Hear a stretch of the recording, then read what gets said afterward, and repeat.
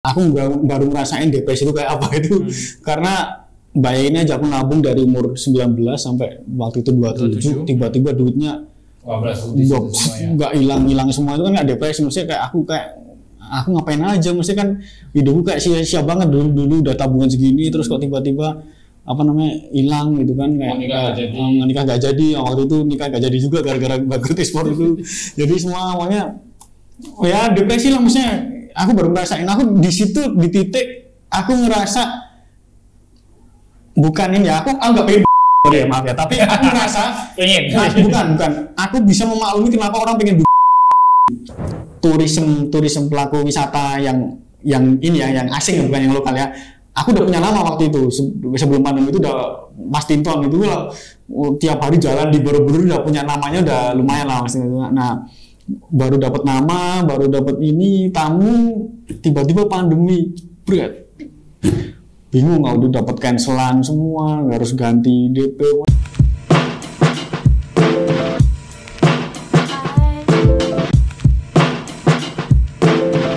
Oke, balik lagi di gimana Mas? Hah? Kita di mana nih Mas? Bagus ya. Balik lagi di Ngobras. Hari ini kita kedatangan tamunya ini senang jalan-jalan, terus sampai akhirnya punya apa ya Mas? Pengalaman jalan-jalan. punya apa sih namanya? Bisnis jalan-jalan. Bisnisnya juga jalan-jalan. Kayaknya jalan-jalan udah jadi passion ya. Kebutuhan sampai gimana ceritanya jalan-jalan itu bisa jadi uang, keren juga ya. Hari ini kita bersama Mas Tinton. Jangan tegang Mas. Tegang banget loh. Kita bakal tanya-tanya gimana ceritanya Mas Tinton ini malah seneng jalan-jalan gitu. Itu dari kapan sih Mas seneng jalan-jalan? Kalau dari kapannya itu sudah terutama setelah lulus SMA. Oke. Setelah lulus SMA karena kebutuhan sebenarnya, bukan karena passion awalnya, tapi karena kebutuhan, tuntutan. Maksudnya? Dalam artian gini, waktu itu lulus SMA kan umumnya orang lulus SMA terus lanjut ke kuliah, ya kan. Waktu itu saya juga bukan kuliah sih, tapi daftar ke Akmil di Magelang. Akmil, ya. Tentara berarti. Mau jadi tentara, jadi perwira, gitu kan. Di ujung jalan. Halo Dek. Di ujung jalan kita gagal Mas, di Pantukir kita gagal, terus sudah sampai Pantukir? Udah sampai Pantukir, kuliah juga udah tutup semua waktu itu, jadi nggak ada opsi buat kuliah waktu itu, terpaksa buat kerja dulu. Karena kan kalau orang bilang kan saya bagian dari sandwich generation nih, sandwich generation, jadi kayak harus bukan sandwich sih, masih satu atas, tapi kita harus nanggung keluarga gitu kan. Nah, terpaksa waktu itu saya harus kerjanya di Pizza Hut. Pizza Hut di Bintaro, Jakarta. Bintaro Pasar. Jakarta merantau. Lah Mas Tinton aslinya mana nih? Aslinya Temanggung. Oh, Temanggung. Temennya Mas Bayu dari SMA sebenarnya. Dia lupa sih. Berarti sama Mas Rizal juga dong? Beda kelas, tapi kenal ya.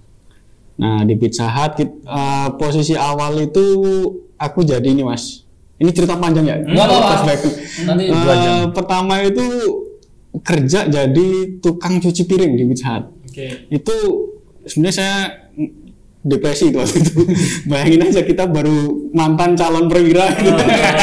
Mantan calon perwira gagal di Pantukir, tiba-tiba dapat kerjaan yang posisi paling bawah, yang bener-bener di bawah titik nadir kehidupan itu. Jadi bahasanya kayak gitu kan, jadi tukang cuci piring. Tapi tuntutan kerja, karena tuntutan kebutuhan sih, saya nggak ada buat kuliah juga, nggak ada biaya, dan harus ada punya tanggungan ibu sama adik waktu itu, ya mau nggak mau saya harus kerja, terus menerima nasib jadi tukang cuci piring.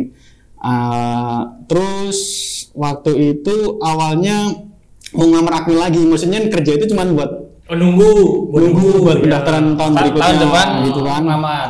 Nah, terus Indian bukannya daftar Akmil lagi, gara-gara ada pengajian. Gara-garanya yang berubah mindset tentara ke bisnis itu ada dari sebuah pengajian waktu itu.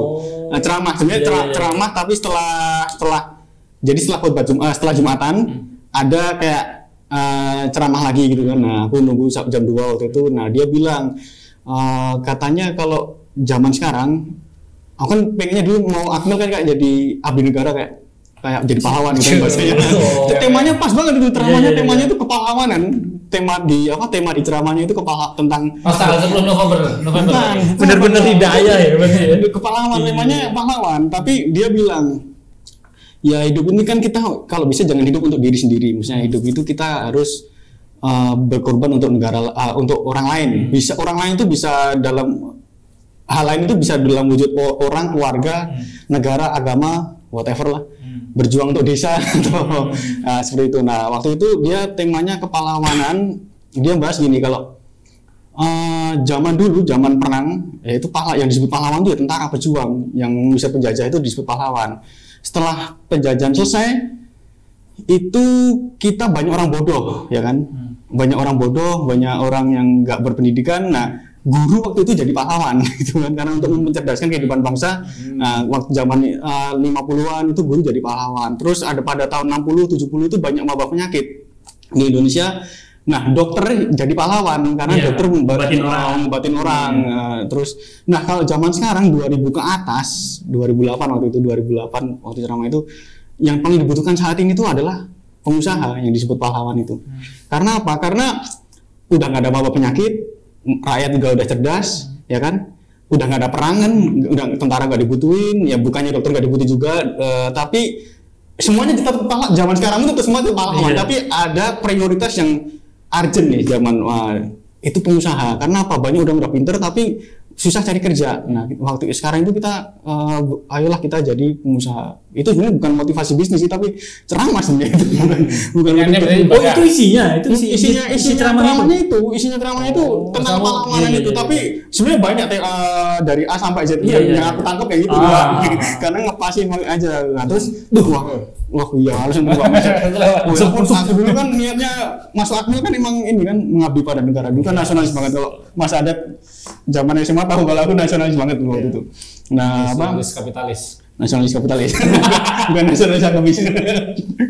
Nah, karena itu aku mikir, oh iya bener, aku mau akmil kayaknya zaman sekarang udah gak ada perang, nggak bisa jadi pahlawan ya, mati nggak bisa jadi pahlawan ibaratnya. Nah, akhirnya muncullah ide jadi pengusaha. Bingung, pengusaha apa ya? Kan kalau dulu orang awam tuh mikirnya kalau bisnis itu apa? Harus punya modal gitu kan. Gimana orang aku aja jadi sandwich generation, modal dari mana gitu kan. Tapi mikir kok kebetulan pulang ke kos ada brosur tentang sekolah pelayaran. Sekolah pelayaran, kursus 3 bulan, gaji 10 sampai 40 juta. Langsung berangkat. Tahu kan dulu mikirnya ada bener-bener kayak sih kayak gini kan. Nah, dari brosurnya ini Miami Fleet di Jogja. Oh, Jogja. Sekolah pelayarannya di sini bukan sekolah. Itu tuh kayak kursus diklat, pendidikan kilat bahasanya tuh, tapi kayak lebih spesifik ke langsung berlayar gitu kan.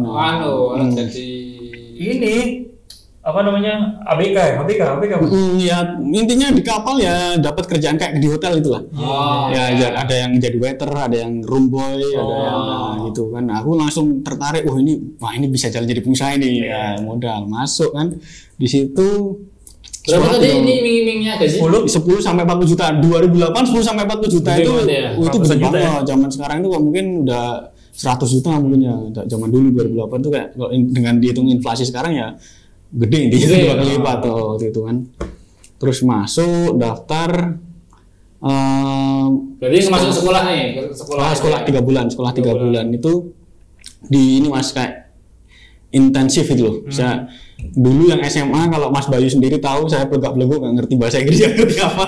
Karena tuntutan kebutuhan belajar bahasa Inggris 3 bulan itu langsung bisa. Di diklat itu. Di diklat itu 3 bulan itu saya sendiri juga heran. Yang tadinya nggak ngerti apa-apa bahasa Inggris, cuman di kerja suruh belajar fokus 3 bulan ya bisa ngomong, yang tadinya nggak bisa ngomong sama sekali dari kursus 3 bulan. Nah, waktu itu sebenarnya pas 3 bulan itu belum lulus kan, masih sisa sebulan. Ada interview kerja untuk di pelayaran di kapal Singapura. Tapi sebenarnya itu untuk orang yang udah berpengalaman kerja.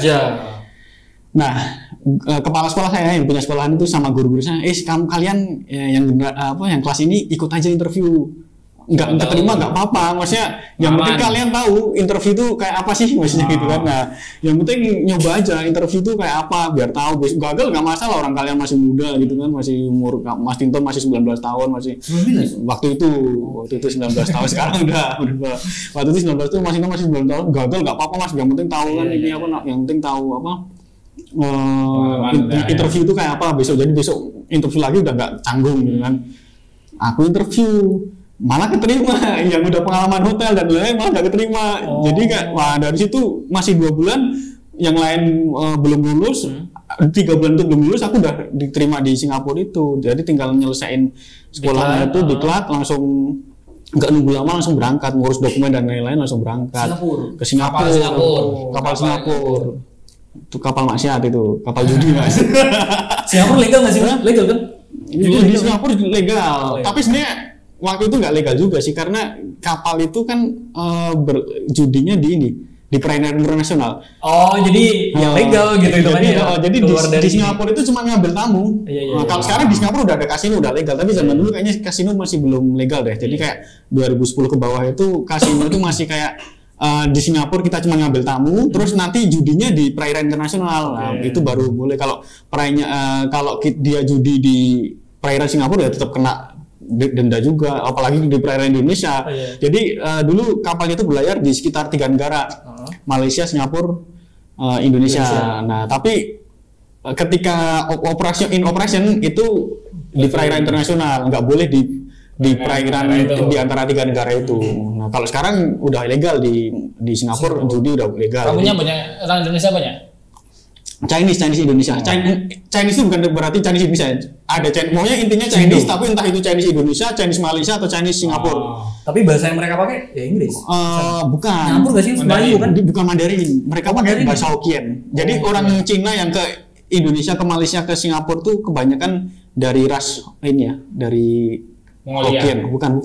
Hokkien itu kayak Taiwan, dari golongan Taiwan, terus Hong Kong kalau nggak salah. Cina, Singapura pakai Hokkien Mas. Nah Hokkien Cina makanya Ji Samsu. Itu kan kalau di bahasa Mandarin kan Ersan gitu kan. Kalau yang bahasa Hokkien itu Kanton sama Hokkien beda bang ya.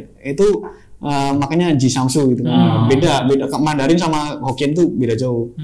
Utamanya itu. Nah dari situ awal mula ke luar negeri. Singapura berapa kali?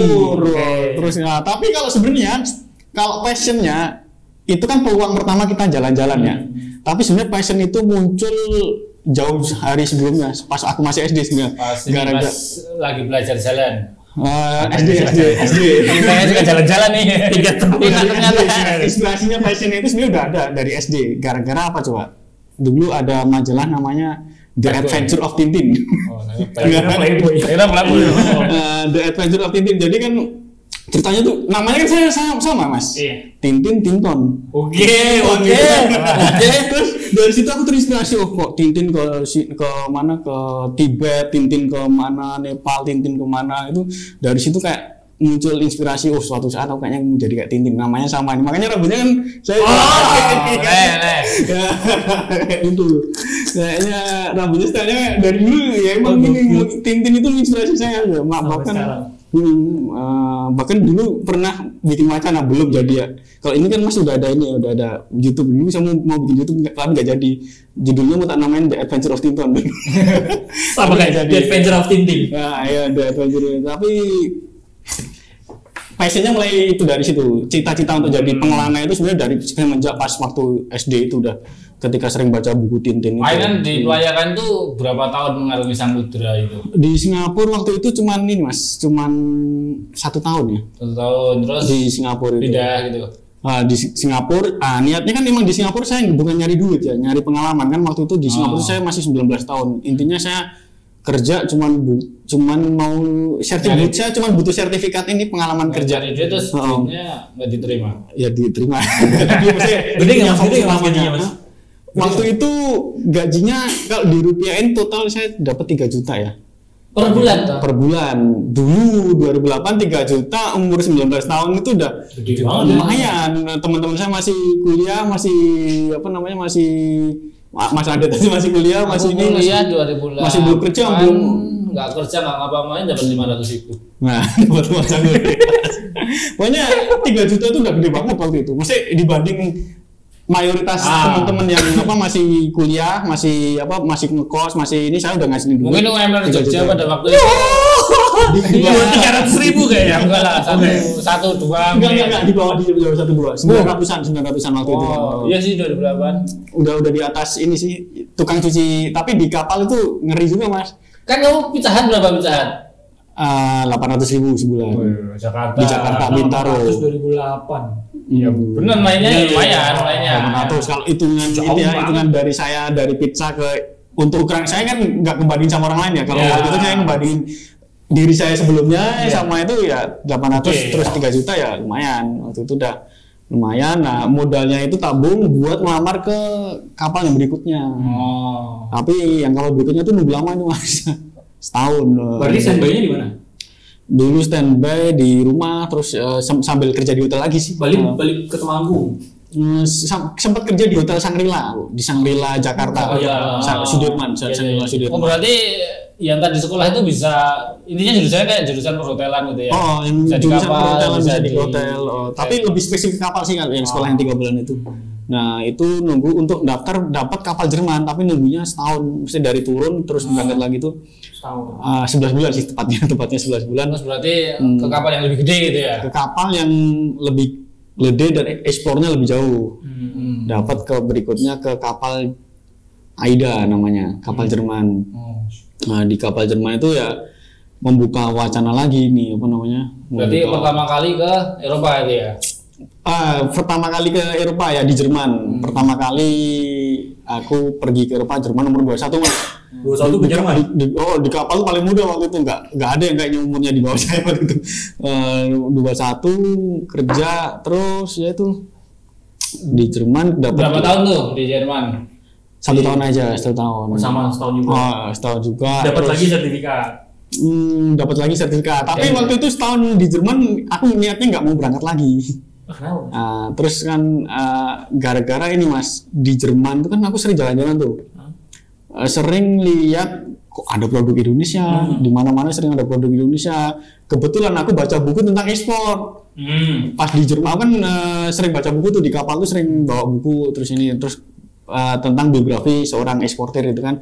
Plus aku jalan-jalan lihat made in Indonesia, di mana-mana made in Indonesia. Kok banyak banget yang made in Indonesia, entah itu kaos, sepatu, kerajinan tangan, banyak lah pokoknya made in Indonesia. Dari situ wah mainan baru nih, aku bisa jadi eksportir nih kan, kayak dari situ kan. Pas nih jalannya aku. Jadi dari Aida itu sebenarnya udah nggak passion lagi buat naik kapal, turun setahun terus. Tapi kan untuk ekspor tuh modalnya gede Mas. Nggak bisa kita tuh tabungan dari Aida itu nggak cukup. Waktu itu sementara ini bikin usaha galon sama Mas Adet ini dulu, Mas Bayu. Bukan sama bukan Mas Mawar Bayu, tapi di UMS di Solo waktu itu untuk sambil nunggu ngumpulin modal momen yang tepat untuk ekspor gitu kan. Tapi sebenarnya usahanya itu nggak gagal sih, berhasil secara income tuh bagus, secara naik terus omsetnya. Yang galon itu Mas? Yang galon tuh naik terus, tapi karena aku cita-citanya masih di ekspor tuh tak tinggalin dulu, tak jual galonnya. Terus aku emang mau fokus di ekspor. Percobaan pertama gagal tuh, bangkrut. Pokoknya tabungannya di Aida setahun habis intinya buat nyoba ekspor. Terus ya alhamdulillah ada kesempatan berlayar lagi di kapal Disney, di kapal Mickey Mouse nih, yang punya Mickey Mouse itu. Berarti intinya naik kapal lagi itu pengen nyari modal lagi gitu? Nyari modal lagi, tuntutan kebutuhan lagi. Tuntutan intinya udah di darat guys, bisa survive karena kesalahan terlalu buru-buru, ya naik lagi. Dapat kapal Disney. Dapat kapal Disney itu yang dari sekian kapal yang pernah aku ini, Disney kapal terbaik menurut aku ya, versi aku ya. Dia pembentukan karakternya tuh bagus sih, maksudnya dari jiwa bisnis itu, maksudnya aku nerapin di bisnisku sekarang ya, bisnis travel sekarang itu justru terinspirasi dari Disney. Tentang pelayanan, tentang ya terutama tentang pelayanan itu aku terinspirasi dari Disney yang aku terapin di bisnis sekarang. Berarti Disney itu kapal apa? Kapal piknik gitu ya? Kapal pesiar juga yang keliling dunia juga, kapal Berarti di tamu-tamu Eropa. pada naik pada wisata di atas kapal itu. Terus Judinya sama Mickey Mouse juga. dia bukan judi. Baju ini. Berarti kan itu ibaratnya hotel tapi jalan itu ya. Hotel tapi jalan. Dan di situ komplit apa? Komplit. Nah, tapi beda kalau Disney itu beda sama kapal pesiar lain ya. Kalau kapal pesiar lain kan ya kayak hotel yang berjalan gitu kan. Kalau Disney itu lebih ke hiburan Disney tapi di atas kapal gitu. Jadi hiburan ada hotelnya, ada apa namanya? Permainan Disney, terus film-film Disney, karakter Disney, pokoknya lengkap. Jadi kalau di Amerika tuh banyak yang Disneyholic gitu, yang Disney lover. Disney lover itu yang benar-benar Disney lover sejati. Jadi kayak ada perkumpulan orang tua yang udah umur 70-80 tahun itu masih naik kapal karena dia masa kecilnya itu bertumbuh bareng Mickey Mouse. Jadi kayak dia ada perkumpulan nenek-nenek, kakek-kakek 70 tahunan itu naik kapal buat kayak perkumpulan Disney Club gitu loh, Disney. Itu kelilingnya apa? Eropa dan Amerika. Aku kebetulan dapat kapal yang explore Amerika sama Eropa. Di Disney itu umur berapa tuh, Mas? Di Disney itu naik itu umur 24 sampai umur 27 atau 28. Oh, berarti di Disney paling lama ya? Paling lama ya. Paling lama di Disney 4 tahun ya. Ya antara 3 menuju 4. 3 menuju 4. Nah, tapi menurutku kapal paling bukan paling enak. Ada lagi setelah itu. Lebih enak lagi, ada lagi yang bisa disebutin. Tapi itu kapalnya ini berikutnya terus 4 tahun terus turun. Udah modalnya udah cukup nih. Modalnya cukup. Miliaran berarti. Bukan miliaran ya. Ratusan juta. Buat ekspor bisa lah gitu ya. Buat ekspor bisa nih. Udah cukup nih buat ekspor kan. Tapi sebelumnya kayaknya aku dulu bisnis apa ya sebenarnya? Udah ngerintis ini. Bukan ngerintis sih, tapi lebih ke travel tapi masih ikut orang gitu, Mas. Tapi orang nyupirin untuk agen lain gitu loh. Nah, di Indonesia di Jogja nyupir sambil nunggu. Nah, tapi ketika modal udah cukup, aku ini harus gerak ekspor. Aku ilmu udah semua dapat, partner udah dapat, bayar udah dapat, aku bisa ekspor nih. Modal tak taruh all in ya, kayak judi ibaratnya all in. Kalau judi ibaratnya all in ya, aku yakin karena aku yakin pasti sukses nih ekspornya kan. Udah ilmunya udah dapat semua kan. Nah, tapi salahku terlalu pede itu. Habis sampai kosong. Suksesnya berhasil, Mas. Oke. Ekspornya berhasil. Sukses ekspornya. Duitnya yang nggak berhasil. Kira nggak dibayar? Bukan pembayaran tuh, bahkan kontainer masih di Indonesia pembayaran udah lunas. Kontainer masih di Indonesia tuh sama bayar di Arab, kan bayarnya dari Arab. Udah lunas, payment semua udah lunas, tapi masalahnya sama supplier. Jadi ketika barang udah sampai Arab kena komplain. Aku waktu itu kan nggak ngerti barang gitu kan, nggak ngerti barang yang bagus dan jelek itu nggak ngerti. Aku kerja sama kayak partneran gitu kan. Nah ternyata setelah tak selidiki partnerku yang curang. Memang bukan permintaan dari kayu asam tapi dicampur sama kayu lain. Jadi kayak aku karena yang tanda tangan kontrak aku kan aku harus tanggung jawab moral karena ya sebenarnya kalau nggak tanggung jawab uang udah tak panggang, udah di rekeningku duit itu. Tapi kan kayak aku mikirnya kan ini ya nama baik bangsa dan negara. Jadi kalau jadi kayak misalnya nasionalisnya masih ada ya. Kalau aku nggak tanggung jawab nanti kan yang jelek nama negara. Jadi kayak ibaratnya kita bikin dosa jariah nggak sih? Harusnya kalau misalnya kalau kita nggak tanggung jawab kan otomatis orang itu bilang jangan beli dari Indonesia. Iya, wah jelek nih Indonesia tuh beli aja dari Bangladesh, beli aja dari Cina. Nah, itu kan kita ibaratnya membuka peluang orang untuk tidak beli. Jadi kan kayak salah satu ibaratnya kan takut dosa jariah kan, takut memiskinkan negara kan. Sama kalau misalnya itu aku satu terus orang lain kayak gitu, itu kan dalam rangka memiskinkan negara berarti kalau kita nggak. Nah dari situ aku tanggung jawab lah. Jadi refundnya pakai kontainer kedua. Sebenarnya refundnya itu cuma 40% refundnya, tapi Indian tetap duit habis nggak tahu menguap kemana intinya. Berarti kontainer kedua intinya dia ganti barang ya? Ganti barang bukan karena dia bayarnya tuh baik dia mau itikaf maksudnya wah aku suka sama kamu karena kamu tuh kalau walaupun punya masalah tapi masih ada etikat tanggung jawab, masih nggak mesti telepon nggak dimatiin, kamu masih balas WA cepat, maksudnya telepon masih diangkat. Nah, bayar lain kalau ada masalah itu langsung hilang, kamu telepon langsung diangkat WA, jadi kayak aku tenang ya.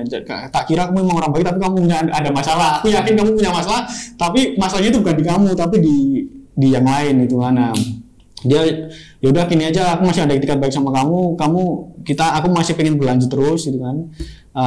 Gantinya kamu bareng aja, harusnya dari harga 100% kamu ini aja lah diskon 60%, nggak apa-apa, kamu nanggung 40% aja, yang penting kita ada etikat baik biar bisa lanjut lagi gitu kan.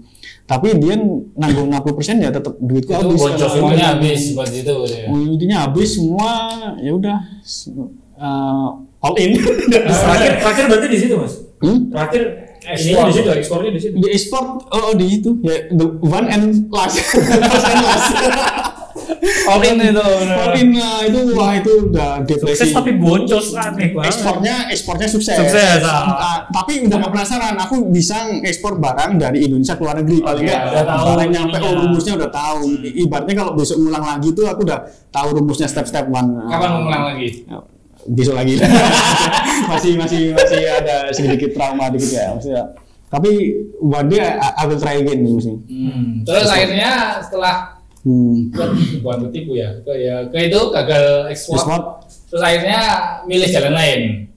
Waktu itu kan kita depresi ya, bener-bener stres. Maksudnya aku baru ngerasain depresi itu kayak apa itu, karena bayangin aja aku nabung dari umur 19 sampai waktu itu 27, tiba-tiba duitnya nggak hilang semua. Itu kan nggak depresi, maksudnya kayak aku ngapain aja, maksudnya kan hidupku kayak sia-sia banget, dulu udah tabungan segini terus kok tiba-tiba hilang gitu kan, kayak nikah nggak jadi. Waktu itu nikah nggak jadi juga gara-gara bangkrut ekspor itu.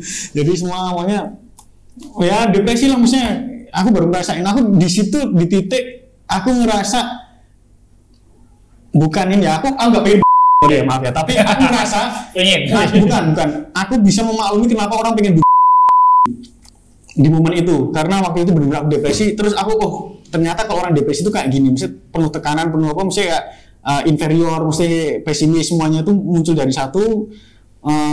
Itu orang bisa menyebabkan ini. Di situ aku menyadari kenapa orang itu punya pemikiran untuk memaklumi gitu ya. Memaklumi, bukannya aku membenarkan ya, tapi aku nggak membenarkan. Tapi aku memaklumi kenapa orang bisa punya kepikiran untuk situasinya bukan dimanapun nggak boleh, itu dosa. Tapi aku bisa memaklumi kenapa orang punya pikiran untuk di waktu itu, karena aku juga ngerasain kayak berat banget Mas, kehilangan berapa ratus, umur 27, 28 kehilangan berapa ratus juta itu kan. Jadi terendah berarti di situ Mas. Ada lagi tuh. Saya ditinggal nikah. Ini titik rendah pertama ya. Titik rendah pertama. Terus akhirnya apa yang dilakukan tuh Mas itu? Masih ada uang sekitar 20 jutaan. Pokoknya setelah gagal itu, pokoknya aku masih pegang duit antara 20 sampai 30 itu kan. Aku bingung mau ngapain. Pokoknya ya dari ratusan juta ke 20-30 sebenarnya lumayan, 20-30 umur segitu udah lumayan, tapi karena udah nggak bisa mikir apa-apa, 20 tak buat jalan-jalan backpackeran. Itu sama temanku namanya Ganjar, dia ngajak dia, ayo cuk aku di Disman ya, terus kita jadi YouTuber gitu. Tapi intinya nggak jadi YouTuber.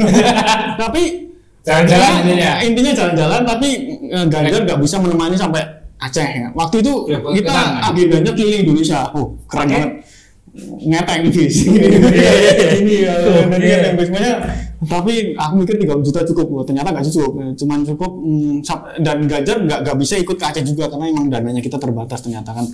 Tapi aku tetap lanjut dari Ganjar, cuma sampai nemenin sampai anak desanya ada Cipta Gelar itu di desa suku, desa terpencil itu, sampai dia nemenin sampai sana. Tapi untuk menyeberang ke Sumatera Ganjar nggak bisa karena kita dananya terbatas, jadi aku sendiri nyebrang naik bis dari Jakarta sampai ke Aceh 4 hari 3 malam. Emang kita gagal, jadi ya pokoknya aku dari sisa 20 juta itu ekspor Sumatera itu Mas. Wah, dari Aceh, Danau Toba, Sidikalang, terus Pulau Nias, Bukit Tinggi, iya tanpa tujuan, tanpa apa, intinya aku nggak stres. Intinya aku jalan, intinya aku nggak ngerti momen, intinya aku ada duit segini, caranya aku pengen jalan gitu kan. Tapi ya karena kita depresi, jalan itu kayak healing kan. Nah terus dari jalan itu yang tadinya pengennya jadi YouTuber, nggak jadi YouTuber sih, tapi aku jadi blogger. Jadi blogger. Nulis berarti. Nulis. Ternyata dari YouTuber itu susah gitu kan. Itu tahun kapan tuh Mas? 2019 awal. 2019 tuh blogger masih belum mulai sepi nggak sih Mas? Iya, emang aku nggak niatnya itu emang bukan buat bloger nyari duit, bukan. Nulis gitu ya. Cuma nulis, karena aku pernah baca nulis itu bisa ngilain, bisa menyembuhkan orang dari depresi. Aku nulis blog, jadi kayak pengalaman pengalaman aku dulu ke Aceh, tak tulis di blog itu ternyata kan depresi nih, ada yang komen, Mas, ini kok bermanfaat, aku terima kasih ya, aku jadi tahu caranya ke Aceh naik bis. Dari situ, dari komen itu, dari DM Instagram, aku ngerasa kayak, ternyata hidupku bermanfaat. Jadi kayak motivasi itu muncul lagi gitu. Maksudnya, padahal itu kata-kata sepele ya. Ternyata kalau kita emang ada teman, misalnya Mas ada teman depresi, itu emang sebuah motivasi itu sekecil apapun itu sangat berpengaruh buat orang itu ternyata. Nah waktu itu depresi itu dapat DM itu, Mas terima kasih ya udah nulis kontennya bermanfaat, aku jadi tahu caranya ke Nias, caranya ke ini. Isinya itu blognya bagaimana cara menuju Aceh dan sebagainya dengan angkot tuh ya. Dengan intinya dengan biayanya berapa, nanti nginepnya di mana. Jadi orang bisa mengestimasi budgetnya berapa sih kalau mau ke Aceh naik jalur darat itu kan. Kalau naik pesawat kan udah biasa nih. Kalau jalur darat kan luar biasa itu kan. 4 hari 3 malam bayangin aja treknya di Sumatera terus naik turun gunung gitu. Itu 3-4 malam sebis sudah kayak keluarga gitu ya. Tapi kan ada yang turun di Jambi, ada yang turun di Palembang. Turun-turun udah panggil abang Adil. Turun-turun udah punya anak.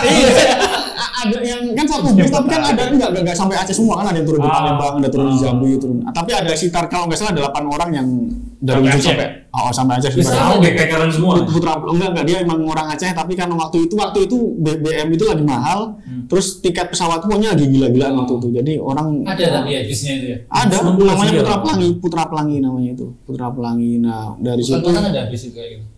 Ada juga ya. Nah, ya. Ya itu terus dari situ nulis dapat sentikan motivasi kan, ternyata itu dari yang akunya tadi mikirnya negatif terus depresi mulai punya motivasi hidup. Itu dari komenan Instagram, komentan DM itu karena kan aku nyantumin di blog itu kan nyantumin masih ingat gak siapa Mas? Lupa tapi udah ke tinggi lupanya, tapi ada itu kayak aku dapat sentikan motivasi yang menyiapkan merendah lihat Instagramnya. Orangnya ada di sini. Enggak. Terima kasih ya Mas. Udah motivasi. Ya Mas Dinten kan juga kenal kan kalau kita masukin siapa gitu. Ini siapa? Enggak kita juga. Ini yang kita enggak kenal. Pokoknya itu DM Instagram itu yang kayak titik balik dari selalu berpikiran negatif, punya motivasi hidup lagi itu kayak ternyata hidupku masih bermanfaat ya. Aku mikirnya dulu kan udah kayak nggak punya apa-apa, udah kayak hilang semua itu kayak udah lemes gitu kan ibaratnya, tapi dari DM itu kayak motivasi kembali. Nah aku punya semangat lagi Mas. Terus habis jalan-jalan ngeblog itu kan balik ke Jogja, nge-grab pakai mobil orang. Nah ini urutannya itu dari nge-grab dulu, kan paling nggak aku butuh kegiatan, butuh cari duit. Aku udah punya semangat untuk nyari duit lagi walaupun jadi supir Grab, penghasilan cuman nggak seberapa. Tapi waktu itu masih lumayan sih Grab. Nah tapi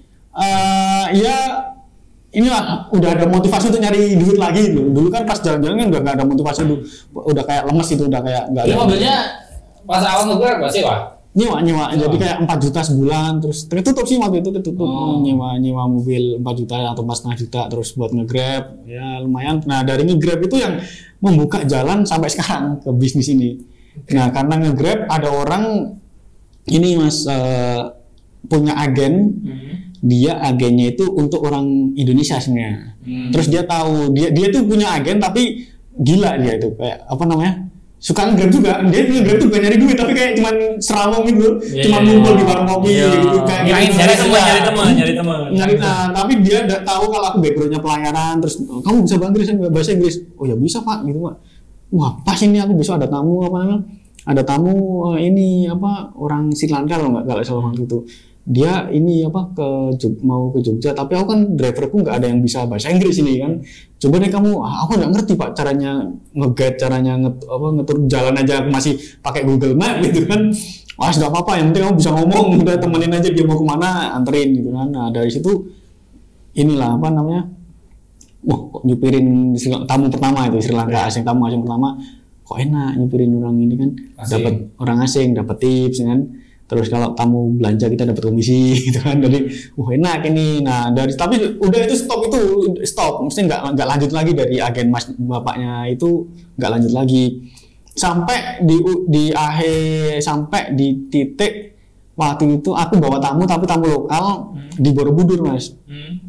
Di Borobudur aku tamuku kan baru masuk ke dalam, keliling kita kan ngopi-ngopi kan, biasanya driver itu ngopi. Tamunya jalan-jalan, kita nyantai ngopi sambil makan gitu kan. Ada orang Jerman, 2 orang Jerman cowok tua, tapi istrinya orang Filipina. Cowoknya Jerman, istrinya Filipina, udah tua, udah 70-an tahun itu. Nggak ketemu drivernya, dia berdiri di palang ini kan, di palang ada palang kayak parkir B atau parkir A gitu kan. Lama tepat di sampingku pas ngopi itu. Jadi kayak dia di situ nungguin drivernya. Tiba-tiba dia nanya ke aku, ini tuh exit di mana sih? Aku bingung kan, exit yang mana Bu ya? Mesti pakai bahasa Inggris sih. Kalau exit bus itu yang sana, exit bus. Tapi kalau exit yang buat jalan kaki ya itu. Tak kira yang exit jalan kaki. Kenapa Pak? Kok kamu ini? Aku nggak ketemu driverku. Aku kan orang luar, aku nggak punya nomor Indonesia, jadi nggak bisa kontak driverku. Terus tak tanyain mana nomor agennya? Ini agennya ini. Waktu itu siapa? Aku lupa nama agennya siapa. Terus tak teleponin agennya, Mas. Betul nggak ada tamu nama ini? Drivernya ini kok ini kesasar di Borobudur, nggak bisa, tolong di belke ininya apa, belke driver. Terus aku dikasih nomor drivernya, terus tak kontak drivernya, tak temukan sama orang asing itu. Nah itu titik awalnya. Terus karena punya nomor agen ini kan, nomor agen yang tadi itu, tak telepon, Mas, ngomong-ngomong ini nggak ya, sampean ini nggak ya, kekurangan nyari driver bahasa Inggris bisa nggak ya? Ini Mas, sampean bisa bahasa Inggris Pak? Ya bisa Mas, saya pelayaran gitu kan, saya ya bisa ininya kalau bahasa Inggris mah aman lah gitu lah, tapi bawa tamu juga udah bisa. Udah akhirnya dicoba sama itu agen itu. Pertama disuruh bawa tamu, dia keluar bintang 5, tamu berikutnya keluar reviewnya bintang 5 lagi. Jadi pokoknya jadi dipercaya sama agen itu kan. Nah tapi aku kan mindsetnya kan bisnis kan. Waktu itu ini enak nih, aku udah ikut agen. Terus aku dulu yang kembali lagi flashback ke blog itu, yang niatnya ingin jadi orang bermanfaat itu kan, niatnya itu tak monetasi, tapi bukan monetasi pakai AdSense ya, tapi monetasinya mikirnya kenapa nggak nulis pakai bahasa Inggris ya, kenapa bahasa Indonesia, bahasa Inggris mesti tak tulis aja pakai bahasa Inggris biar aku sekalian promosi bisnisku, tak ubah, maksudnya yang darinya suka nulis bahasa Indonesia awal-awal tak ganti ke bahasa Inggris. Susah sih misalnya, bayangin aja kita nulis pakai bahasa Indonesia aja udah susah kan. Terus nulis pakai bahasa Inggris, tapi 1, 2 kali, 3 kali susah, tapi berikutnya gampang. Malah kalau aku sekarang lebih gampang nulis bahasa Inggris daripada nulis pakai bahasa Indonesia. Misalnya sehari-hari sih daily language lah. Jadi ngeblog itu dari situ Mas, ngeblog dari situ, tak tulis di blog. Sebenarnya tulisannya simpel, cara menuju dari bandara ke kota. Terus apa ya, simpel sih, mesti intinya tutor, kebanyakan tutor di sini. Tapi mungkin bagi orang Indonesia itu nggak bermanfaat ya. Tapi bayangin kalau orang luar dari belahan dunia lain datang ke suatu negara baru yang dia nggak ngerti apa-apa kan, kayak bermanfaat. Dia nyari Google, ternyata kalau dari bandara ke kota itu ada Damri, ada kereta bandara, ada apa, itu kan itu sangat membantu bagi mereka. Terus tak cantumin nomorku, ini kalau mau tur ini ya, dari situ efektif. Udah ini kan. Berarti setelah tadi ikut itu pelan-pelan buka sendiri. Pelan-pelan buka sendiri. Nah, terus apa namanya? Ada namanya platform namanya Airbnb dulu. Airbnb itu kan untuk akomodasi kan, untuk hotel. Tapi ada juga untuk itu dibuka baru untuk yang experience, untuk yang tour. Nah, aku di Jogja itu salah satu angkatan pertama yang listing di Airbnb itu. Nah, di Airbnb itu wah dari 30 review pertama dapat bintang, aku masih nyuper sendiri waktu itu dapat bintang 5 terus kan, jadi kayak top number 1 di Jogja waktu itu. Ini sombong dikit boleh. Pokoknya di Jogja itu, tapi aku dalam kriteria masih nyuper sendiri ya. Berarti kamu bikin blog terus masukin di Airbnb itu terus nomormu, terus akhirnya kalau ada ini ya di ini sendiri gitu. Tak sopirin sendiri, jadi kayak kita bisnis sendiri, nge-reply email sendiri, tak sopirin sendiri, gathering sendiri, dapat duit sendiri. Jadi semua sendiri dulu semua gitu kan. Nah, berhasil lumayan tuh. Tamunya makin banyak gitu. Tamunya makin banyak sampai darinya yang aku nyuper sendiri bisa bagi job ke orang lain, bagi bisa sehari tamunya 2, satu tak sopirin aku sendiri, 2-nya tak apa namanya? Tak lempar ke lain. Terus ada namanya platform TripAdvisor. Jadi ada Airbnb sama TripAdvisor. Nah, aku listing juga di TripAdvisor. Itu lebih gila lagi TripAdvisor. Itu tuh bahasa Inggris semua. Ya makanya itu. Terus masuk situ.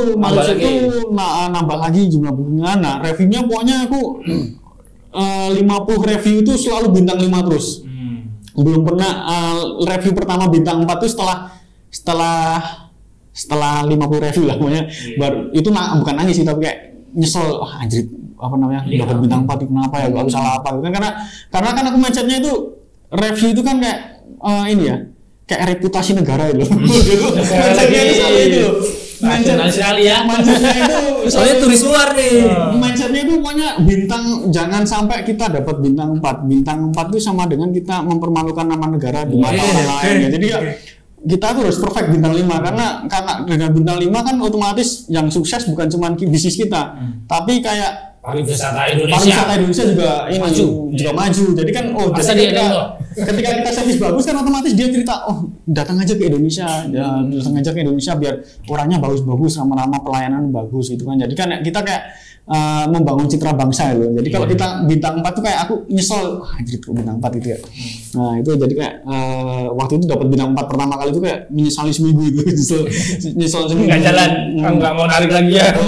Kayak getun, bahasa Jawa itu getun. Jadi kayak kok ini ya, kok dapat bintang 4 kenapa ya? Terus tak analisa ya, berarti ternyata setelah kita berjuang semaksimal pun kalau orang nggak puas ya emang nggak bisa dipaksakan itu kan, ya udahlah mau setelah itu mau bisa menerima bintang 4 nggak apa gitu kan ya. Tapi intinya mindset di awal jangan sampai aku prinsipnya gini, jangan sampai mempermalukan nama negara dengan bintang 4 gitu.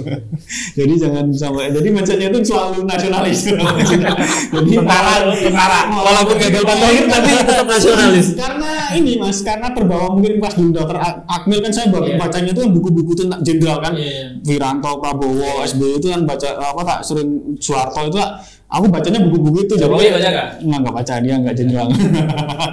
Jadi kayak apa namanya, wawasan nasional itu kayaknya terpengaruh dari pas Dr. Akmil deh, sampai ke jiwa bisnis pun aku nggak sampai, bahkan sampai di titik ini aku selalu bilang ke timku ketika udah bisa bagi job ya, sekarang kan udah nggak di lapangan lagi, tapi aku selalu ngasih pesan jangan sekali-sekali dapat bintang 4, walaupun Indian ya ada juga sih yang dapat bintang 4, tapi kita meminimalisir terjadinya bintang 4, jangan sampai kita ngasih ya kalau dia ngasih bintang 4 nggak masalah, tapi bukan karena kesalahan kita, kebanyakan itu kesalahannya karena third party Mas, kayak restorannya yang kotor atau hotelnya, atau bukan karena servis dari bukan dari servis kita, atau kalau pas di Merapi cuacanya pas mendung jadi gunungnya nggak kelihatan, itu kan di luar kontrol kita kan, kayak seperti itu kan di luar kontrolnya. Intinya itu dari punya terus naik Mas, itu kan sebelum pandemi kan, 2019 naik udah berat pandemi. Nah, terus gimana tuh? Nah, ini ngomongin tadi kan gagal ekspor kan depresi pertama. Oke. Ini depresi jilid 2 ya. Jilid 2. Berarti mandek sama sekali, berhenti sama sekali. Enggak ada tamu. Enggak ada tamu. Kan enggak bisa keluar masuk. Kalau itu kan pas tur itu kan belum sempat panen raya kan, belum sempat panen raya, baru nanjak, belum sempat saving banyak itu ibaratnya kan. Baru jalan udah seneng, mesti motivasiku yang tadi ingat gak yang dapat DM terus dapat motivasi itu kan, bayangin barusan dapat motivasi hidup terus bisa ngerintis bisnis, udah mesti di mata ini Mas ya, di mata pelaku turisme pelaku wisata yang ini ya, yang asing bukan yang lokal ya. Aku udah punya nama waktu itu sebelum pandemi itu, udah Mas Tinton itu tiap hari jalan di Borobudur udah punya namanya, udah lumayan lah Mas. Nah, baru dapat nama, baru dapat ini tamu, tiba-tiba pandemi berat. bingung, kalau dapat cancelan semua, harus ganti DP, pokoknya intinya. Tapi kan aku awal-awal pandemi masih nyantai kan. Aku paling sebulan 2 bulan udah selesai pandemi ini kan. Waktu itu aku masih ingat, aku punya uang itu sekitar 7 jutaan. Habis 2 juta, 7 juta, terus setelah pandemi, aku mikirin yang tadinya 2 bulan, 3 bulan selesai, ternyata kan berlanjut gitu kan. Bertahun-tahun, sampai setahun, wah depresi yang jilid 2. Bayangin aja, tadinya barusan depresi, terus dapat motivasi, bangkit lagi, dapat pandemi itu kan kayak, wah mengerikan Mas. Waktu itu saya kondisinya kayak bener-bener depresi yang parah waktu itu, mesti kayak bingung mau ngapain waktu itu, mau ngapa-ngapain, mau gerak bisnis lain juga bukannya berhasil, malah tambah ajur gitu kan waktu itu kan. So, berarti kemarin berhenti sama sekali dong Mas? Itu ngapain dong akhirnya? Wah, lontang-lantung, nggak ada kegiatan sama sekali. Beneran nggak ngapa-ngapain? Beneran nggak ngapain, mesti bingung, mesti kerja nggak ada, mesti ya nggak ada, lebih sering Netflix kan. lebih nggak ada motivasi hidup waktu itu Mas. Saya bener-bener dalam kondisi yang depresi jilid 2 ini, udah pakai, bayangin aja barusan bangkit. Karena saya kan anak yatim dari kecil, mesti kan. Jadi ketika kita bangkit itu nggak ada yang menarik itu, paling nggak Pak mau tolongin sebentar, itu nggak ada gitu. Jadi kayak nggak ada yang bisa aku kayak gandol dulu gitu, maksudnya kayak buat sementara backingan nggak ada. Nah itu nggak ada backingan sama sekali kan. Jadi kayak kalau udah bangkrut ya udah habis semuanya gitu kan, kayak jadi kayak depresi lagi. Nah untung ada temen yang bantuin. Tapi nggak usah disebut namanya. Biar dia mau terjadi ya, maksudnya itu ada temen yang bantuin untuk naik belayar lagi. Akhirnya memutuskan untuk belayar. Akhirnya untuk sebenarnya gini, cerita yang berlayar berikutnya itu juga aneh. Kan pandemi orang-orang belayar kan pada dipulangin. Terus aku kan kayak curhat ke temanku, dia punya sekolah pelayaran di Magelang. Sebenarnya si Helo doang, dia dulu satu kerja di Disney. Si Helo doang, Mas, piye kabare Mas? Bisnisnya ngaku rak. Yo dia cerita, yo lumayan lah, pandemi paling ora ada. Dia kan sekolah kan, alhamdulillah ada murid 1, 2, 3, lumayan bisa buat survive. Nah terus dia nanya, kamu kegiatannya apa? Wah gak ada kegiatan Mas, orang bisnisku gak jalan, travelku kan. Wah terus dia nyutup, layar meneh po. Kan kaget aku. Pandemi mana ada kapal operasi kan, semua teman-temanku aja yang berlayar dipulangin, kok ini mau diberangkatin kan kayak nonsense gitu kan. Tapi bener ternyata ini pertamanya ini ya, kapal pesiar dari Yunani. Jadi ini memang persiapan. Jadi kapal ini butuh persiapan, kalau besok sudah selesai pandemi dia mau belayarnya. Dia itu butuh tim kru untuk bersih-bersih, untuk mempersiapkan mempersiapkan kapalnya untuk berlayar itu setelah pandemi itu kan. Udah ngeplay di situ kan, udah ngeplay intinya. Tapi akhirnya dibilangin hari berikutnya atau malam berikutnya kamu kayaknya nggak jadi tak masukin ke ini deh, tak daftarin ke yang kapal Yunani deh. Tapi ada nih kapal nih, tapi ini sebenarnya top secret nih. Ini kapal salah satu kapal orang penting, salah satu orang penting di seluruh dunia nih. Top 10, top 100 kapal pribadi salah satu orang paling berpengaruh di dunia. Tapi nggak bisa disebut namanya. Intinya salah satu orang penting. Terus dia pertamanya dia ngomong anaknya orang penting itu.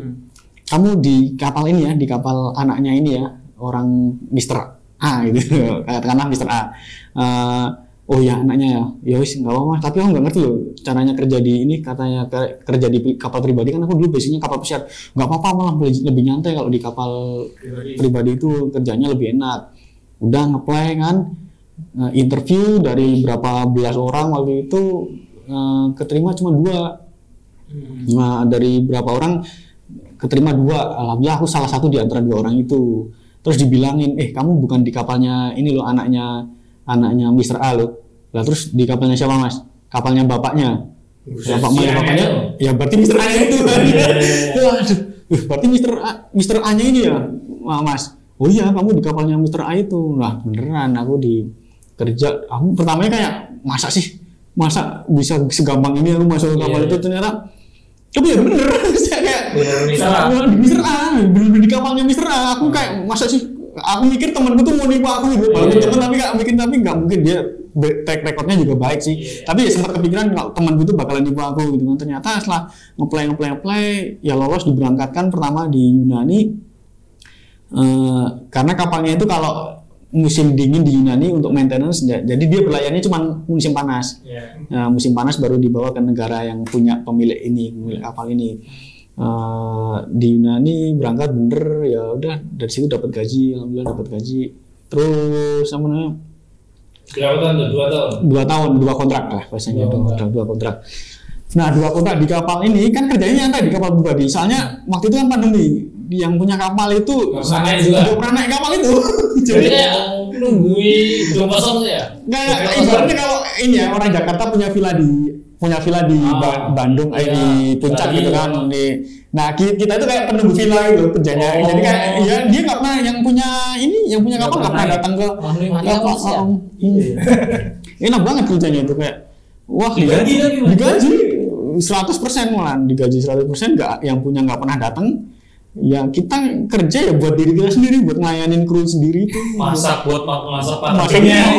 sendiri, jadi kayak bersih loading barang ya buat sendiri. Waktu itu aku pertama masuk di pertama masuk itu tukang cuci piring lagi. Masuk, wah itu depresi juga, berat, udah nggak kepikiran berlayar, kerja jadi tukang cuci piring anjrit, bukan piring sih, tapi alat-alat dapur. Alat dapur di kapal segini besar ini kan, nyuci itu depresi. Tapi waktu itu aku ada keberuntungan sih, ada faktor luck juga. Baru berapa bulan di sana, tiba-tiba kok ada ini lomba catur.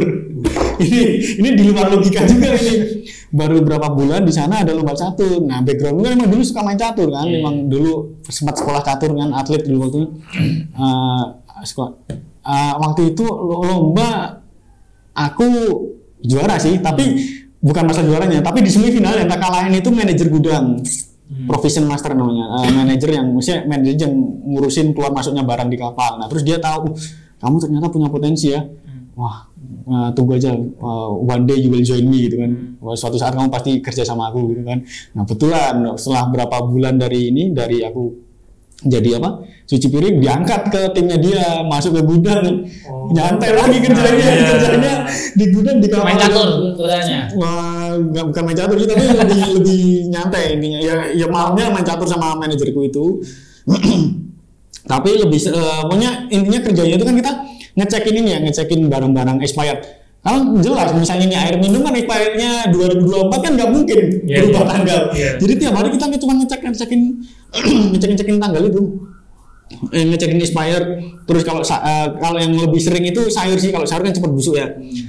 Sayur ini udah busuk, buang. Jadi tugas kita cuma buangin barang itu. Sehari kerja itu paling sejam selesai mas. Sejam 2 jam itu nyampe ya. Abis itu ya kita YouTubean terus TikTokan, nyamanya inilah bahasanya itu pagulung. Kalau di kapal pagulung itu melarik sih, kayak kerjanya ya makan gaji buta itu, sudah keliling pokoknya nggak ada kerjaan pasti waktu itu. Ya sekarang udah 2 tahun, terus akhirnya cukup 2 tahun. Nah aku udah di kapal itu kan karena nyantai kan, aku udah bikin building website baru. Nah pas di kapal itu berarti pas di kapal udah merencanakan ini aku turun, pandeminya udah selesai, aku langsung kerja jalan lagi turnya. Nah kan kalau aku misalnya nunggu turun dari kapal terus mulai dari awal lagi kan takes time kan. Nah waktu itu aku benar-benar kerja keras sih, habis kerja nggak kerja keras juga sih, tapi intinya habis selesai kerja jam 4 itu aku ngopi sampai dikatain bukan gila dalam tanda kutip. Kalau orang luar kan, are you crazy? Mesti kamu kok minum kopi jam 9 malam, jam 10 malam ngomong gue ora turu piye. Dia kan ngerti apa yang tak lakuin. Nah waktu itu kan aku butuh ngopi untuk building ini mas, untuk website, untuk ngerangka intinya building website lah, building the new website itu kan. Nah ada yang satu wisata.jogja.com yang market lokal, yang satunya borobudur-standards.com yang market asing. Waktu itu sebenarnya dua-duanya tuh jadi hampir bersamaan gitu kan. Tapi setelah aku turun dari kapal itu 2 tahun, yang asing ternyata lebih banyak tamu daripada yang lokal. Bahkan yang asing itu tanpa iklan, ibaratnya organik malah artikelnya, karena kalau yang artikel asing itu ibaratnya kita pesaingnya minim, nggak ada pesaing. Tapi kalau yang lokal itu kan semua orang bisa bikin website ya, semua jadi kayak pesaingnya itu banyak. Jadi kita harus perlu ngebus pakai iklan untuk dapatkan tamu gitu kan. Kalau yang asing ini justru malah pure organik. Kita tanpa iklan ya karena basic aku suka nulis sama dibantu teman yang untuk ngurus SEO-nya ya. Alhamdulillah kena sampai sekarang. Dari yang tadinya aku masih nyupir sendiri sekarang udah lepas dari lapangan, sekarang tinggal ada email masuk bales udah emailnya, dan emailnya pun bukan kayak kalau kita main di market asing itu nggak kayak lokal yang banyak nanya itu mas, maaf ya maksudnya maksudnya tipikal orang asing itu kan Asia value itu namanya Asia value kan dia udah baca nih di website keterangannya, inputnya apa, harganya apa, rutenya kemana, dia udah baca. Jadi ketika dia WA itu udah 90% untuk booking ibaratnya. Beda kalau orang lokal, kalau orang Indonesia ketika mau booking dia udah ada di website masih tanya jimat itu kan. Jadi kayak lebih kalau orang asing walaupun aku admin sendiri masih aman karena cepat negosiasinya cepatnya. Berarti kalau WA mas ya, kalau orang lokal itu bisa di scroll sampai 1 jam ini. Mesti bisa di scroll. Kalau asing itu paling scrollnya 1-2 menit udah mentok ini. Kalau asing kalau riwayat WhatsApp itu itu itu udah. Jadi kayak cepat, cuman 2 maksimal 5 kali balas udah deal lah, udah dapat, besok jalan selesai urusan. Nah makanya yang sementara yang tur lokalnya tak mati surikan, bukan tak matikan ya, tapi tak mati surikan sementara. Nggak ada iklan lagi. Tapi besok kalau udah dapat punya tim baru yang untuk mau ngolah yang lokal, baru mungkin tak kembangkan lagi. Sementara tak mati surikan fokus di asing, karena secara profit dan lain-lain memang jauh juga. Ibaratnya kita satu tamu asing itu bisa 2, 3, 5 kali tamu lokal untungnya profitnya. Jadi satu tamu asing itu bisa satu mobil ya, bukan satu tamu maksudnya. Satu mobil itu profitnya satu mobil bahkan hampir satu mobil asing itu bisa satu HS lokal profit. Secara lokal kita ngitung profit. Jadi kayak ya udahlah, fokus aja di asing, lebih ini kerjanya nggak banyak, hasilnya juga lebih lumayan gitu kan. Kalau tulisan asing ada yang nawar? Ada sih, enggak, tapi bukan kan kalau kita kan mindsetnya service ya, kita jadi ketika memberikan nawar kita tawarkan value lain loh. Kenapa alasanku mahal itu kan itu karena ini. Jadi aku nggak bisa nurunkan harga. Kalau kamu mau ya silakan ambil, enggak silakan. Enggak ya juga nggak apa-apa buat kami. Karena kami hargain itu karena alasannya tak terangin, ini itu rahasia perusahaan ya. Tapi aku bisa mengeksplain kenapa harga kami nggak bisa turun gitu loh. Harga. Jadi kalau ditawar, kecuali kalau emang ada space yang memungkinkan untuk diturunkan dan emang tamunya agak susah gitu ya. Tapi case-nya jarang banget.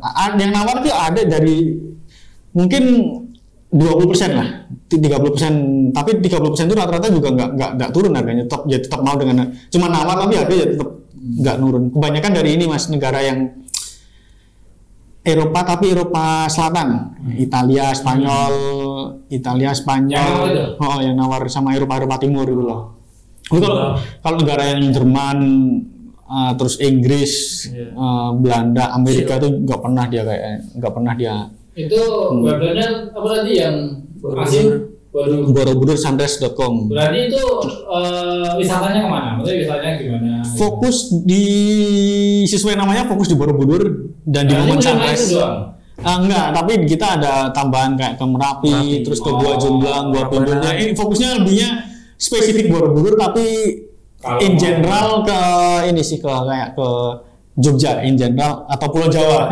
Yang lebih general lagi Pulau Jawa, mesti sampai ke Bromo Ijen gitu. Berarti intinya itu buat cuma nonjolin aja. Terus kalau kamu mau kemana, anterin ya. Jadi kayak clickbaitnya itu Borobudur Sunrise, tapi Indian ya nanti kita melayani sampai ke Bromo Ijen, bahkan ngedrop sampai Bali juga ada gitu. Balik lagi gini mas, jalan-jalan tadi mas. Kan Mas Tinton udah keliling-keliling nih jauh dari Indonesia terus ke luar negeri, Eropa segala macam.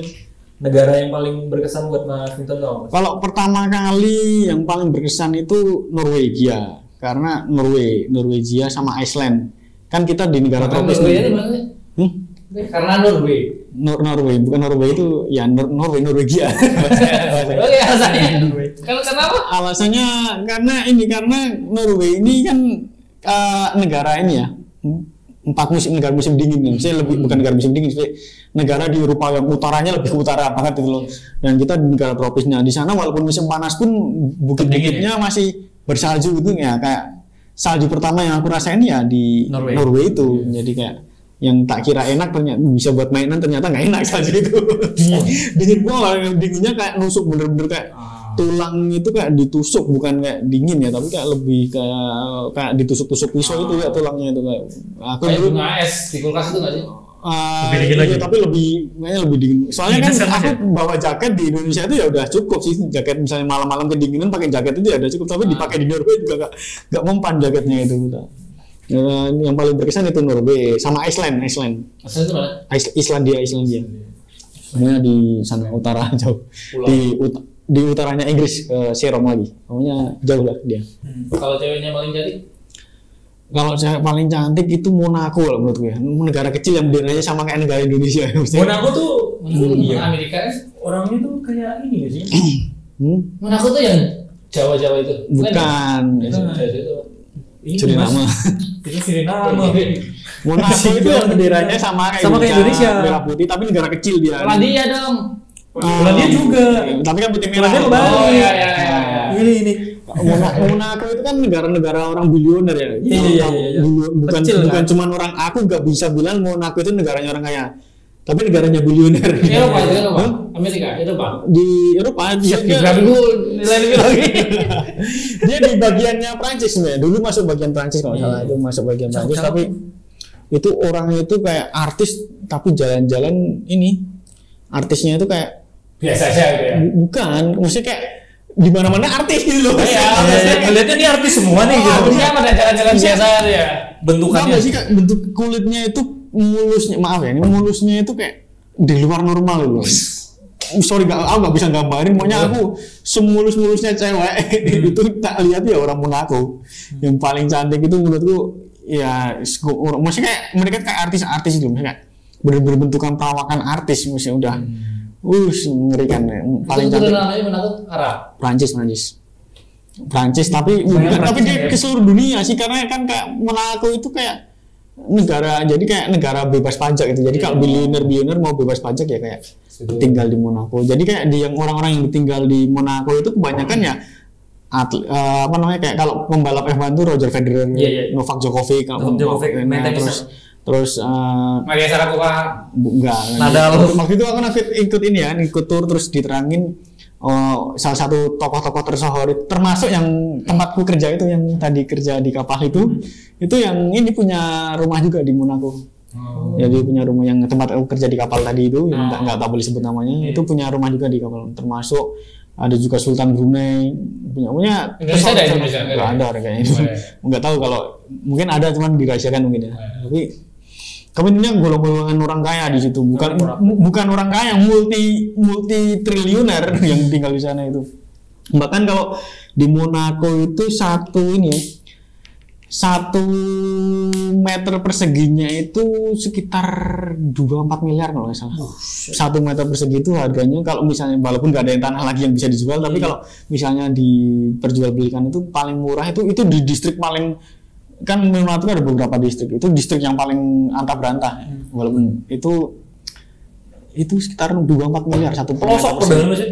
Enggak, Monaco itu bukan pelosok, Monaco itu negara kecil Mas. Enggak, maksudnya itu yang itu tadi tuh kan Mas itu bilang itu di antah berantah. Bukan antah berantah ya, masih sorry ya. Pojok. Oh, yang di bagian bukan di pusat kotanya Monaco, bukan di pusatnya Monaco. Nah, Monaco itu sama Solo besaran Solo Mas. Sama Solo kota itu masih besaran Solo kota. Negaranya belum terkecil, negara kedua terkecil di dunia kan Monaco itu. Yang pertama Vatikan, nomor 2 Monaco, nomor 3 nggak tahu. Ya, biasanya menerapkan budget jalan-jalan itu seperti apa? Maksudnya aku punya tabungan segini dari pendapatan atau ya usah, aku yang penting jalan-jalan, yang upload budgetnya. Itu lebih ke yang terakhir. Apa? Kamu jalan-jalan. Jadi nggak ada budgeting ya. Kalau dulu pas zamannya tak baca bisa bisnya harus naik, nggak mau naik pesawat, harus naik bisnya yang ekonomi, maksudnya semurah mungkin. Tapi karena sekarang udah nggak bisa, kalau misalnya yang harus ekonomi jarak jauh itu harus udah ya lebih proper dikit lah, maksudnya lebih levelnya ada naik ya. Levelnya walaupun aku masih suka jalur darat dibanding naik pesawat. Misalnya naik pesawat itu cuman kayak keluar dari Indonesia doang, tapi setelah sampai sana itu pengennya eksplornya. Misalnya nih kita mau ke Thailand ya, stopnya di Malaysia, dari Malaysia ke Thailand naik bis gitu, atau dari Singapura ke Malaysia naik bis. Jadi kayak kalau misalnya Indonesia nyambung ada jembatan itu ya mungkin aku naik jalur darat juga. Tapi kalau ini kan naik pesawat itu cuma untuk keluar dari Indonesia. Tapi setelah itu ya aku pengennya lebih ini sih explore pakai angkutan umum di negara tersebut, ya gitu. Berarti sampai aja. Berarti ya, maksudnya ini aku mau ke Brunei nih, nyiapin budget misal 20 juta, nggak gitu, berarti misal 20 juta ini berarti buat makan dan sebagainya itu apa? Tapi udah tak planning di awal, misalnya ke Brunei, kalau aku sebenarnya planning awal tuh nggak pernah yang rinci gitu. Udah enggak rinci. Yang rinci itu lebih ke transportasi. Jadi kita sebelum ke luar negeri udah tak rinci, udah tak survei dulu. Misalnya mau ke terakhir kan aku jalan-jalan ke Phuket nih.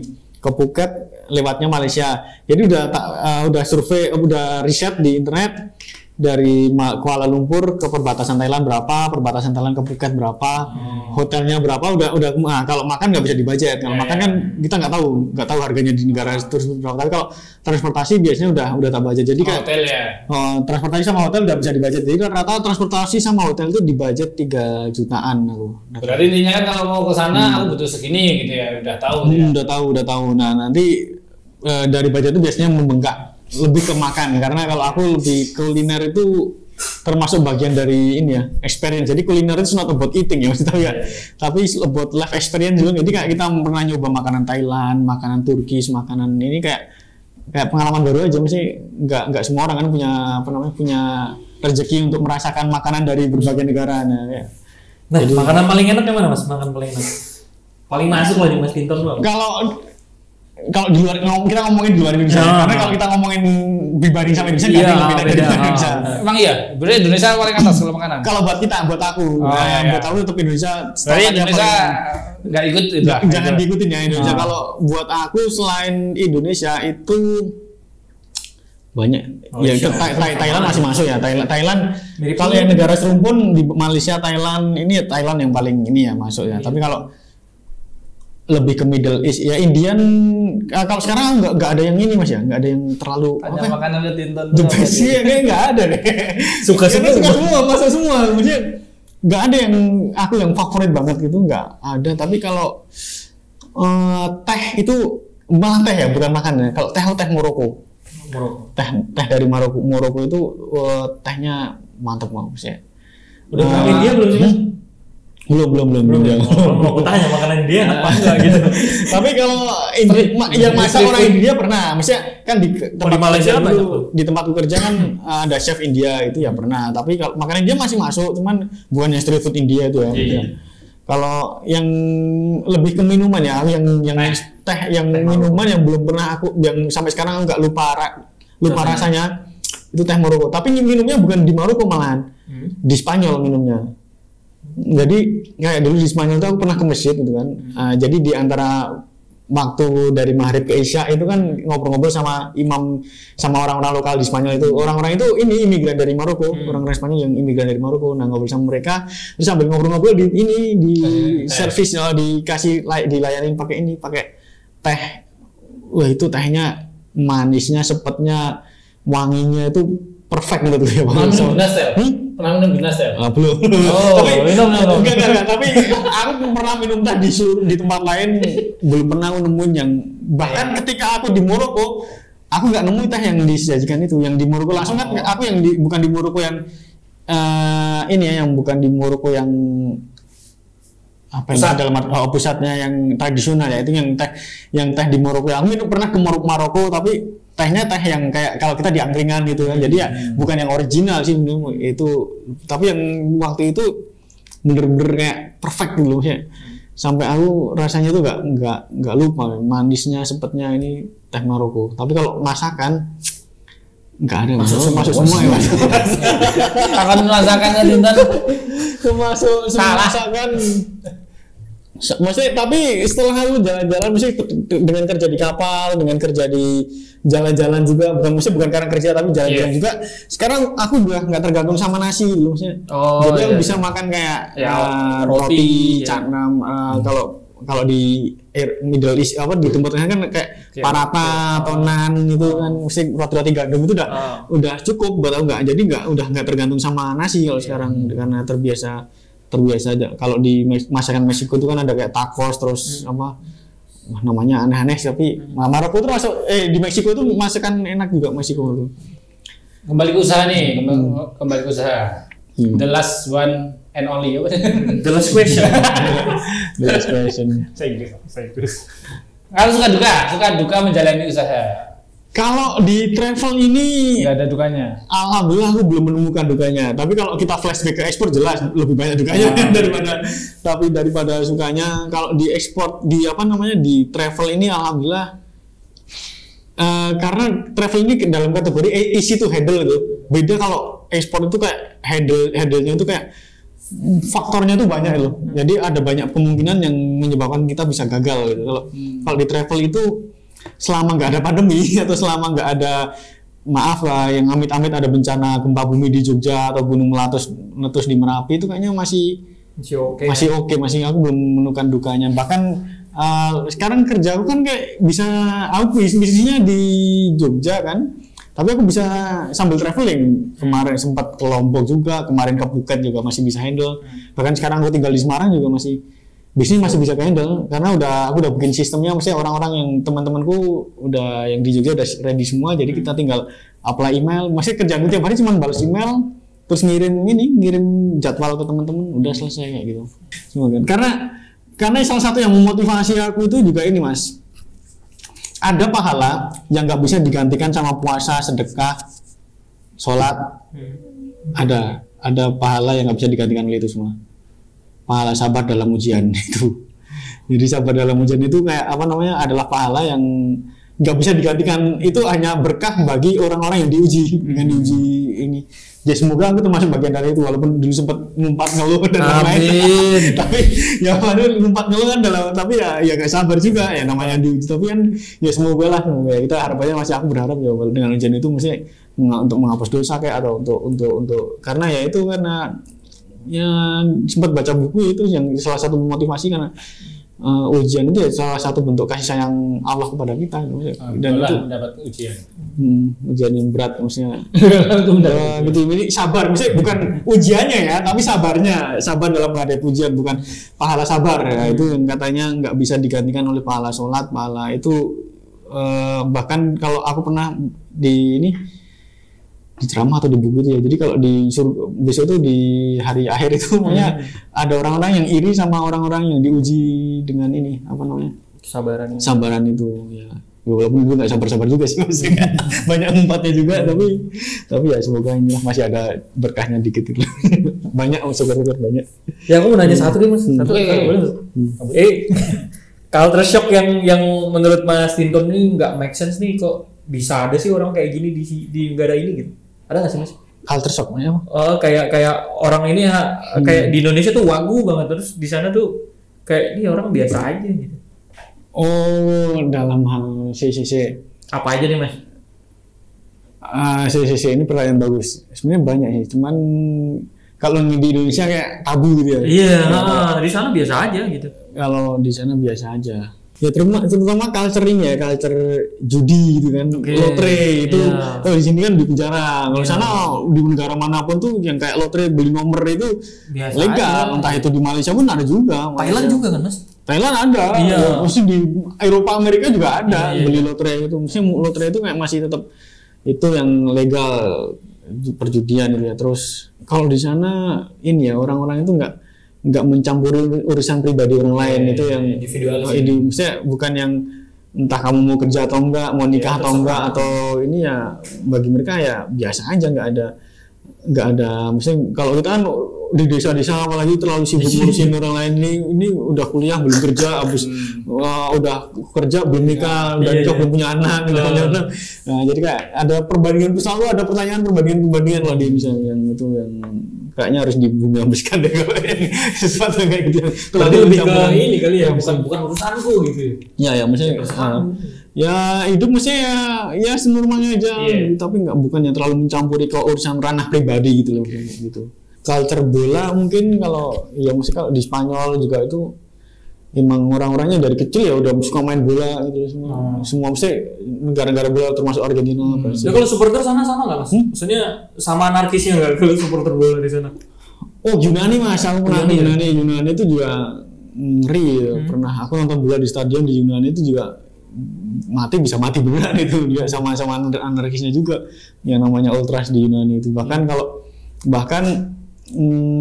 di sana itu no away team can visit, mesti nggak ada tim yang bisa away team yang boleh masuk ke kandang lawan gitu. Jadi harus cuman untuk kamu kalau mau away ya udah harus siap-siap mati bahasanya di Yunani.